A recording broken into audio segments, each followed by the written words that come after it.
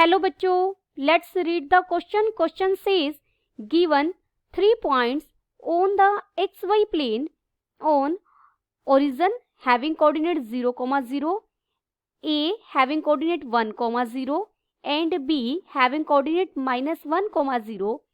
Point P is moving on the plane satisfying the condition vector PA dot product with vector PB plus 3 times of vector OA dot product with vector OB is equal to 0 if the maximum and minimum values of magnitude of vector PA dot multiplication है क्योंकि scalar quantity है.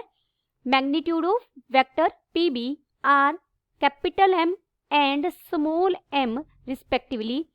Find the value of capital M square plus small m square. First we see the key concept. बहुत simple सा question है. हम इसे dot product की help से, दो वेक्टर्स की डॉट प्रोडक्ट की हेल्प से सोल्व करेंगे. दूसरा हम यूज करेंगे, अगर आपको कोई भी vector A B find out करना है तो हम कैसे फाइंड आउट करते हैं. Position vector of B minus position vector of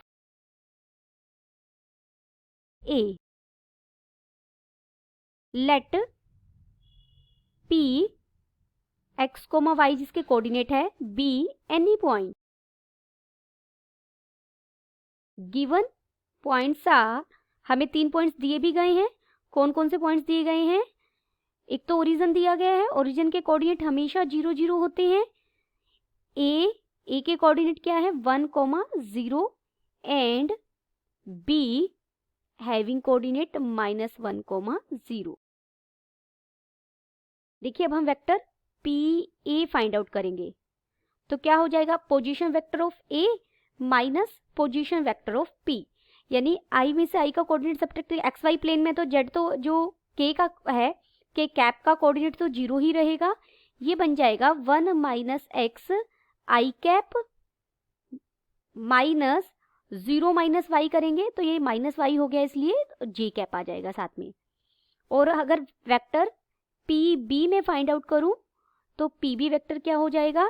-1 - x I cap minus y J cap. O A vector हम फाइंड आउट करें, position vector of A minus position vector of origin, वो सिर्फ आपका आई cap बन जाएगा. और अगर मैं vector O B find out करूं तो सिमिलर वे से, बहुत सिंपल सी चीजें हैं, तो ये -i बन जाएगा. नाउ अब हमें दिया क्या हुआ है? वेक्टर पी ए की डॉट प्रोडक्ट आपको किससे करनी है? वेक्टर पी बी के साथ. और प्लस में है 3 टाइम्स ऑफ वेक्टर ओ ए की डॉट प्रोडक्ट किसके साथ है? वेक्टर ओ बी के साथ, इज इक्वल टू 0. अब वेक्टर पी ए क्या था हमारा? देखिए वेक्टर पी ए की डॉट प्रोडक्ट जब हम वेक्टर पी बी के साथ करेंगे, जब भी हम दो वेक्टर्स की डॉट प्रोडक्ट करते हैं तो आई वाला आई के साथ होगा, क्योंकि आई डॉट आई क्या हो जाएगा? 1. और आई डॉट जे या जे डॉट आई क्या हो जाएगा? 0. तो आई की आई के साथ प्रोडक्ट आएगी, मैं सीधा लिख रही हूँ.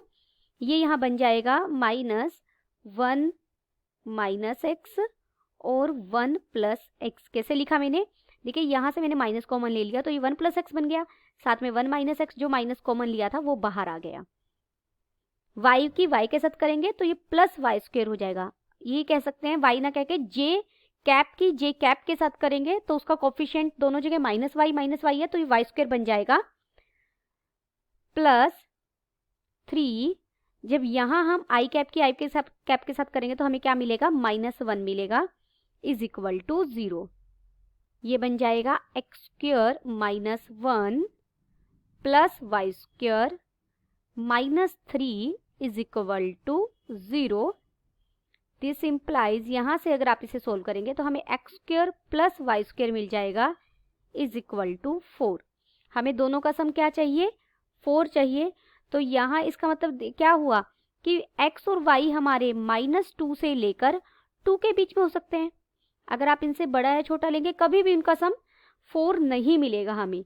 तो ये x और y दोनों की वैल्यू -2 और 2 के बीच में लाई करेगी. This is equation first, inequality first. Inequality है यहाँ पर क्योंकि हमारी. नाउ हमें सेकंड चीज क्या दी गई है, magnitude of vector A into magnitude of vector B. अब फाइंड आउट करते हैं मैग्नीट्यूड ऑफ वेक्टर ए क्या हो जाएगा, आई कैप के कोफिशिएंट का स्क्वायर। आई कैप का कोफिशिएंट क्या है, 1 माइनस एक्स। 1 माइनस एक्स लिखिए, x माइनस 1 लिखिए, तो 1 माइनस एक्स का स्क्वायर प्लस जे का जो कोफिशिएंट है माइनस वाई यानी उसका स्क्वायर और स्क्वायर रूट। अब वेक्टर पी बी का मैग्नीट्यूड फाइंड आउट करेंगे, ये हो जाएगा x प्लस 1 का square plus y square and पूरे का square root. This is equal to, square root के अंदर से सोल्व करेंगे, बन जाएगा 1 plus x square minus 2x plus y square into, और यहाँ मल्टीप्लीकेशन में स्क्वायर रूट के अंदर है x square plus 1 plus 2x plus y square.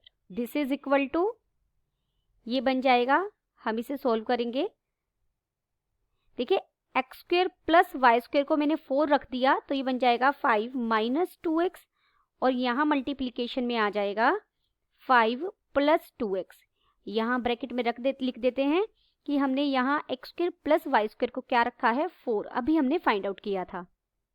तो ये क्या बन गया, स्क्वायर रूट के अंदर a plus b, a minus b identity बन गई, जो a स्क्वायर यानी 25 माइनस बी स्क्वायर का हो जाएगा 4x स्क्वायर के इक्वल होगा। नाउ अब हमें इसकी मैक्सिमम वैल्यू चाहिए जिसे हमने कैपिटल M कहा है। कैपिटल M क्या है, मैक्सिमम है, मैक्सिमम वैल्यू है किसकी, product of vector P A का मैग्नीट्यूड एंड वेक्टर बी का मैग्नीट्यूड, इनकी जो मल्टीप्लिकेशन है। अब देखिए इनकी प्रोडक्ट ये मिली है हमें, ये मैक्सिमम कब होगा, जब यहाँ हम कम से कम 25 में से कुछ सब्ट्रैक्ट हो रहा है। जैसे आप सब्ट्रैक्ट करते चले जाएंगे वैल्यू हमारी कम होती चली जाएगी। लेकिन अगर मैं x को 0 ले लूँ, x की रेंज क्या है, -2 से 2 के बीच में है, तो 0 भी इसी में आता है। अगर आप x को 0 ले ले तो ये मैक्सिमम वैल्यू देगा, और क्या देगा, 5 when x is equal to 0। Small m कब मिलेगा हमें, स्मॉल m क्या है, मिनिमम ऑफ वेक्टर a का magnitude into vector P A का मैग्नीट्यूड और वेक्टर पी बी का मैग्नीट्यूड। यहाँ आपको मैक्सिमम सब्ट्रैक्ट करना है। x को हम मैक्सिमम कितना ले सकते हैं, देखिए आप 2 लेंगे तब भी ये 2 स्क्वायर 4 हो जाएगा, अगर आप -2 लेंगे तो भी ये -2 का स्क्वायर 4 हो जाएगा, यानी 25 माइनस 16 बन जाएगा। 25 माइनस 16 9 का स्क्वायर रूट 3 मिल जाएगा हमें maximum value when x is plus minus 2, आप कुछ भी रखिए। नाउ अब हमें फाइनली फाइंड आउट क्या करना था, m square plus m square, दोनों वैल्यूज हमारे पास हैं। इसका स्क्वायर 25 हो जाएगा, इसका स्क्वायर 9 हो जाएगा, और ये क्या वैल्यू दे देगा, एडिशन होगा 34। Then the final answer is capital M square plus small m square is equal to 34। Hope you understood it well, best of luck.